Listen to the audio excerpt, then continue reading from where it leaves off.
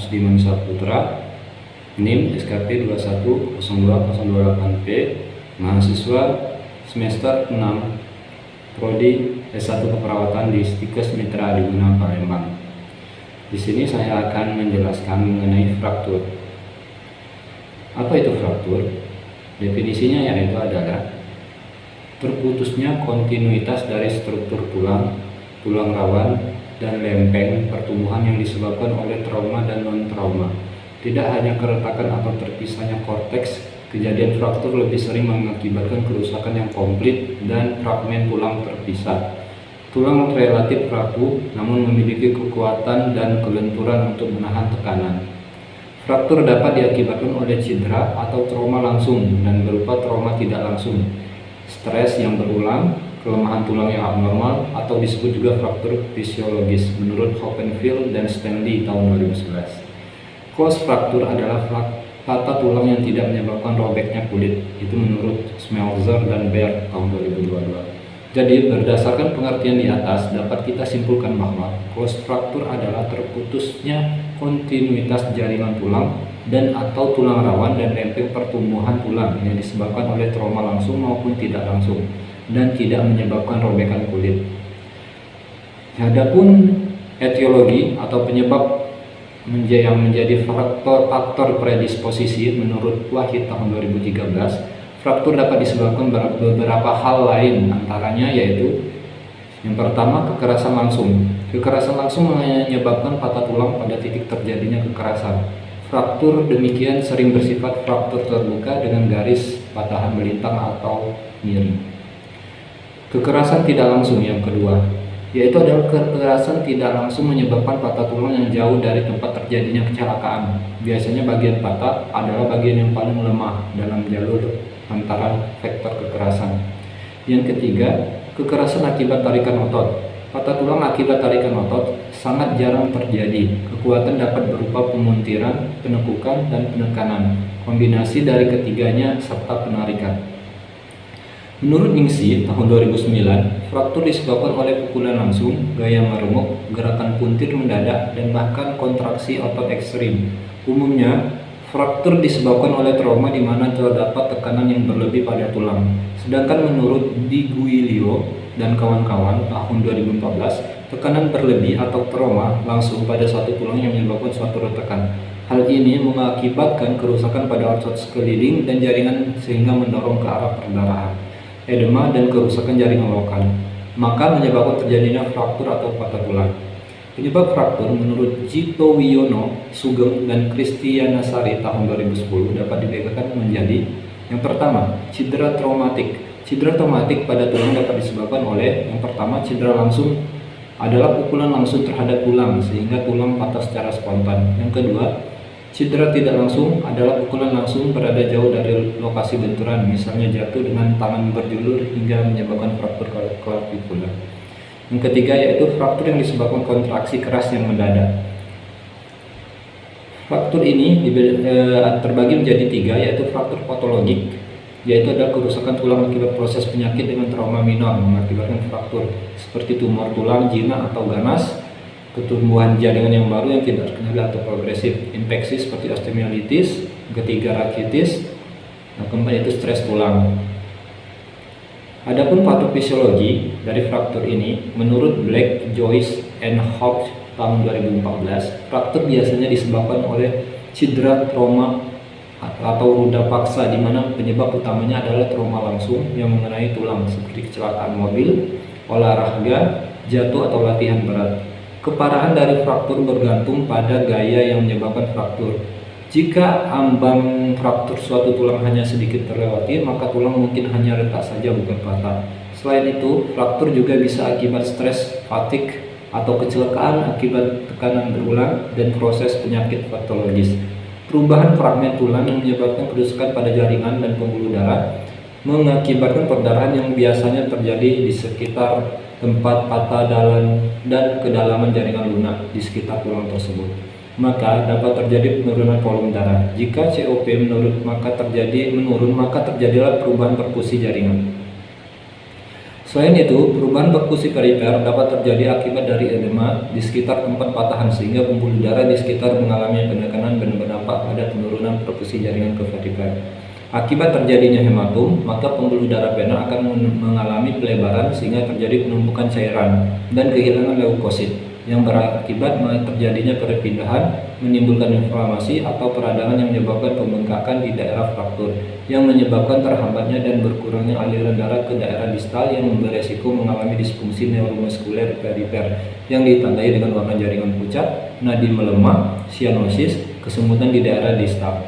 Nyeri pada fraktur juga dapat diakibatkan oleh fraktur terbuka atau tertutup yang mengenai serabut saraf sehingga menimbulkan gangguan rasa nyaman nyeri. Selain itu dapat mengenai tulang dan dapat terjadi neurovaskuler yang menimbulkan nyeri gerak sehingga mobilitas fisik terganggu. Adapun macam-macam fraktur atau klasifikasinya dapat dibedakan menjadi fraktur tertutup dan fraktur terbuka. Fraktur tertutup memiliki kulit yang masih utuh di atas lokasi cedera, sedangkan fraktur terbuka dicirikan oleh robeknya kulit di atas cedera tulang. Kerusakan jaringan dapat sangat luas pada fraktur terbuka yang dibagikan berdasarkan keparahannya, menurut Black et al. Tahun 2014. Yang pertama, derajat 1, luka kurang dari 1 cm, kontaminasi minimal. Derajat 2, luka lebih dari 1 cm dengan kontaminasi sedang. Derajat 3, luka melebihi 6 hingga 8 cm, ada kerusakan luas pada jaringan lunak, saraf, tendon, kontaminasi banyak. Fraktur terbuka dengan derajat 3 harus segera ditangani karena resiko infeksi. Menurut Wiyarto dan Giri tahun 2017, fraktur dapat dibagi ke dalam 3 jenis antara lain fraktur tertutup, fraktur terbuka, dan fraktur kompleksitas. Fraktur tertutup adalah jenis fraktur yang tidak disertai dengan luka. Fraktur terbuka adalah jenis kondisi patah tulang dengan adanya luka daerah yang patah. Sedangkan fraktur kompleksitas, fraktur jenis ini terjadi pada kedua keadaan, yaitu pada bagian ekstremitas terjadi patah tulang, sedangkan pada sendinya terjadi dislokasi. Menurut Wiyarto dan Giri tahun 2017, jenis fraktur berdasarkan radiologisnya antara lain ada fraktur transversal, fraktur kumulatif, fraktur oblik, fraktur segmental, fraktur umpaksi, dan fraktur spiral. Adapun tanda dan gejala dari fraktur ini menurut Smelzer dan Baer tahun 2002, tanda dan gejala fraktur antara lain yang pertama deformitas.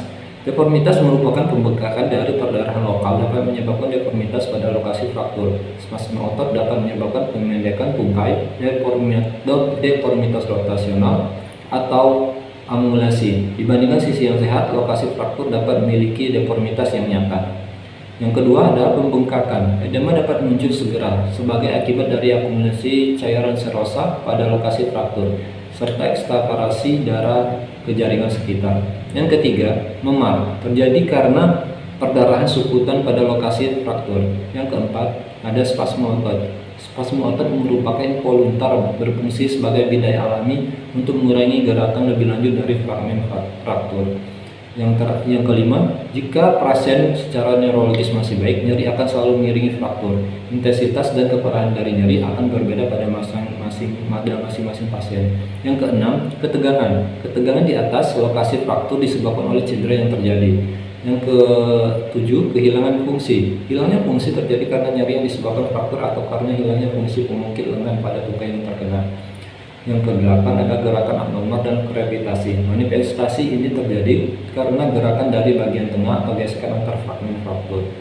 Yang kesembilan, perubahan neurovaskuler. Cedera neurovaskuler terjadi akibat kerusakan saraf perifer atau struktur vaskuler yang terkait. Yang terakhir, fragmen tulang dapat merobek pembuluh darah, yaitu adalah shock. Perdarahan besar atau tersembunyi dapat menyebabkan shock. Selanjutnya, komplikasi dari fraktur ini bisa menyebabkan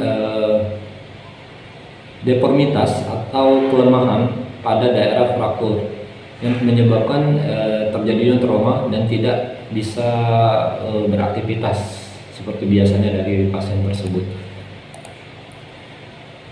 Selanjutnya, penata laksanaan medis dari fraktur ini yaitu adalah Prinsip utamanya yaitu mengembalikan posisi patahan ke posisi semula dan mempertahankan posisi itu selama masa penyembuhan patah tulang. Cara pertama penanganan adalah proteksi saja tanpa reposisi atau imobilisasi, misalnya menggunakan mitela. Biasanya dilakukan pada fraktur iga dan fraktur clavicula pada anak.